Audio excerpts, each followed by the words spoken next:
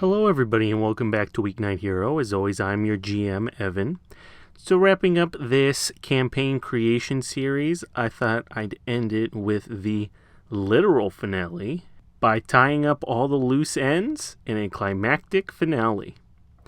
So the finale can take many forms, but first and foremost, the climax should have a greater difficulty than the rest of the adventure. It should demonstrate what the players have learned, how they've grown, or give them the opportunity to freely use and expend hero points or power stunts, to cut loose and to go crazy. The finale is where some of the best moments at your table are probably going to be created. So with this finale, it should directly involve the antagonist. As the source of the narrative, the finale should resolve whatever plans or conflicts the antagonist brought into motion. If not, the conflict may feel incomplete, and there may need to be more of a drawn-out adventure. Though perhaps, that can be the idea, and if so, make sure it's intentional, that there's a cliffhanger at the end, which establishes that the conflict is not yet completed and may be completed in another adventure.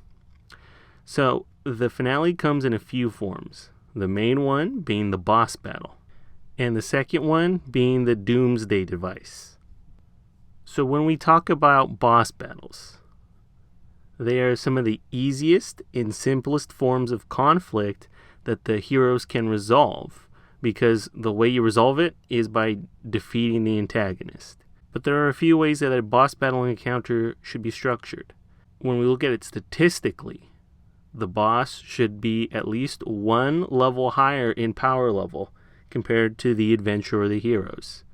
That's because, statistically, they can provide a roughly +2 bonus to attack or damage, or a +2 to active or passive defenses, which, while minor, can provide longevity or added difficulty to their attacks. If you're going to have 2 to 4 heroes, it would be appropriate to raise the power level of boss by 2, providing a +4 to attack or damage, or to active or passive defenses. Why is this? Well, there's a couple of reasons. One has to think about dice rolls. There's a slight weakness in that the boss can only take one action a round, while the heroes can take anywhere from double to triple or quadruple the number of actions that a boss can. So you have to be a little more creative, and you need to err on the side of caution by providing them that added buffer of the +2 or the +4, really just to make the encounter exciting. As we've often discussed, combat with new players can devolve into a slugfest, and if your boss goes down in a number of lucky blows, it becomes really difficult to make the encounter satisfying. And the understated part of that is that it adds upwards of 30 power points to a character that a game master can spend on gaining more powers. To go alongside that, there are some little caveats that a game master might add to a boss character that makes use of those higher bonuses to attack, damage, active defense, passive defense, and makes use of the 15 to 30 extra power points that they would get. That +4 to their active defenses can be very useful with an impervious toughness power, because now they could potentially ignore attacks that would have affected them previously, and sets up that waist-high wall metaphor that I'm looking for when it comes to encounters. You are setting up an obstacle that a character can easily see over and can plan around, but they can't get there just by walking forward and or doing the same thing. They can improve their tactical value by adding unique powers. I know a very common one is to give them a reaction to being hit, damage, or affliction power. So if you had a character whose skin produced corrosive acid every time that they're hit, now it turns those multiple hits that 3 or 4 heroes can get in on a single character, where they would now statistically be at a disadvantage, and turns it into an advantage against the players.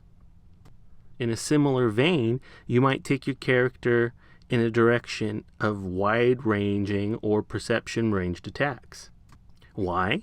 Because each of those 4 characters can get a hit on your boss, but if your boss has enough power points to create a large-scale area damage effect, they can also potentially hit all 4 of the players on their own and make it a more even playing field, because now they are trading the same number of blows. It changes the battlefield because it becomes about the characters supporting each other in defending against these area attacks, rather than all of them ganging up on each other. As we know, area effects can be halved by an appropriate save beating the power rank of the area effect. And particularly agile characters can evade it entirely with evasion. So your slower and or weaker characters are now put at risk, while the more agile, the more durable characters might choose to tank the blow or to evade it entirely. But now it becomes a matter of how they're going to protect each other and who gets hurt the most in this attack. Similarly, these characters can pick off chosen targets by using a perception ranged attack. Most often it might be a will save to a very durable and strong character. So now you are using a different form of attack to control the flow of combat. If that super strong, super durable character is really laying into your boss character while the other ones are recovering, you might throw in a sudden little mental blast to let them know that no one's safe. Or if your characters are all struggling against your villain, you might choose to single out a character that can take a hit and start wailing on that more durable or that healing factor-based character to give everyone else time to recover. But the point of these boss characters is that the game master should always keep the momentum and should be always controlling the situation to determine the best outcome for your players, because it's nothing more satisfying than a very hard-fought boss battle. Another way to make a meaningful finale is to have a doomsday device. This device performs some form of dangerous or overwhelmingly powerful effect, so much so that the heroes are required to stop it. One of the benefits of the doomsday device is that it can be much easier to defeat, as they sometimes have no active defenses and simply need to be countered, nullified, or destroyed, unless they are a conscious or piloted construct. Another reason why the Doomsday device can be great for a finale is it does not have to necessitate combat. You can combine both of the Doomsday device and the boss battle in order to make a very strong encounter and be able to divide your heroes up by their strengths. But the Doomsday device is one that can be defeated with a technology skill check if your characters are specialized in that. It's one that can be defeated with a persuasion or a deception check because the constructs can be talked out of in a logical way, destroying the Earth. It can also be useful for characters who have a power that isn't necessarily a real showstopper finale power. If my character's greatest skill is that they're a telepath and their greatest ability is that they can read minds, a Doomsday device is a perfect way to make that character feel important, because imagine they get to this Doomsday device, which is an emotion manipulator, and it's turning everyone's anger up to 11, and it's making them fight and kill each other for no reason, and they use their mind reading power to realize that there's a sentient brain that's in there that is being tortured, and it's forcing everyone to feel the way it feels.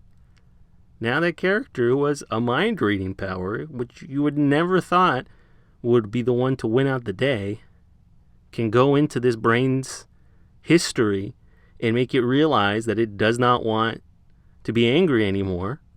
And then there you go. Conflict is solved. And the beauty of it is that, first of all, Mutants and Masterminds can allow a character to do something like that and have it be important and matter. And more importantly, it allows a player who has no interest in fighting be the one who saves the day. Remember, it's a superhero game. Everyone can be a superhero. But that about wraps up this series. I'm glad we were able to complete it and finally put it out there. I know it was a long time coming, but as long as one person's campaigns and adventures are improved by this series, I've won. So stay tuned for the shorts that are coming out shortly, and for the next series, which I haven't even thought of yet. We'll figure it out along the way.